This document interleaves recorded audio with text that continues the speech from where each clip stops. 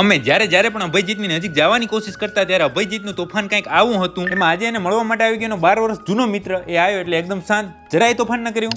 જય માતાજી મિત્રો. આજે સવારમાં પાંજરાપોળ હોસ્પિટલની બાજુમાં ખાલી થતો હતો આ ચરો એ જોઈ હું પહોંચી ગયો આઈસી વોર્ડની અંદર ને અહીંયા મારી સાથે બેઠો હતો આપણો કિંગ મિત્ર. આઈસી વોર્ડની અંદર અત્યારે બે ભયંકર એક્સિડેન્ટલ કેસ આવી ગયા છે. એમાંનો એક કેસ હતો આ વાસળીનો, અને વાસળીને ભયંકર લાગ્યું છે ચારે પગમાં, અને બીજો હતો આ મોટી વાસળીને થોડું લાગ્યું છે પણ લાગ્યું તો આને છે. આઈસી વોર્ડનું કામ પૂરું કરીને અમે પહોંચી ગયા ઘોડા પાસે. ત્યાં ભાઈ આટલા આકરા સ્વભાવના ઘોડાને લઈને નીકળી ગયા. આટલા આકરા સ્વભાવનો ઘોડો આ ભાઈ પાસે એટલે શાંતિથી ફરતો હતો કારણ કે છેલ્લા 12 વર્ષથી આ ભાઈને હાંચવે છે. આજે આ ઘોડા અભયજીતે આપણે સાબિત કરી દીધું છે કે માણસ કરતા આ ઘોડાની અંદર સમજણ વધારે હોય છે. તોફાની અભિજીતને આપણે જોતા હતા ત્યાં તો તોફાની ધોરની એન્ટ્રી થઈ ગયો બાપો. પછી અભયજીતને લઈ આવ્યા વાડાની અંદર અને એના અશ્વારે અભયજીતને અહીંયા જ બાંધવાની તૈયારી ચાલુ કરી. અભયજીતે થોડી વાર તોફાન કર્યું પછી એના અશ્વારને એકદમ આરામથી એને બાંધવા દીધું. પછેડી હવે અપાઈ ગઈ અને હવે મળવાનું હતું આપણે અભિજીતના માલિકને. અભયજીતના માલિક છે ચનુભાઈ સોઢા. તો કર્યા એને જય માતાજી. ત્યારબાદ ચનુભાઈએ મને જણાવી આ ઘોડાની ખાસિયતો. એમાંની સૌ પ્રથમ ખાસિયત તો એ હતી કે એનો ડાબો અને જમણો બંને પગ ધોયેલ છે. કપાળમાં બાજોટ જેવો અતિ સુંદર ચિહ્ન છે અને આ ઘોડો દેવળી નસલનો અને ઓરિજિનલ ઘોડાના કલ્ચરમાંથી આવે છે. ત્યારબાદ બપોરથી હવે સાંજ પડી ગઈ હતી. પાંજરાપોળ પરિવારના થોડા સભ્યો અત્યારે ઉભા હતા અભિજીતની બાજુમાં. એમાં એક હતા આપણા દયાલભાઈ સરપંચ. પછી દીધો સરપંચને ધક્કો અને કીધું આવો બાજુમાં ઘોડાની. જેવા અમે ઘોડાની બાજુમાં જાય એટલે ઘોડો સીધો હામી હટ કરે. એમાં અમારો સરપંચ દૂર ઉભા બી. હવે આજનો દિવસ પૂરો, આજનો વ્લોગ પૂરો. તમે લાઈક, કમેન્ટ, શેર કરવાનું ન ભૂલતા.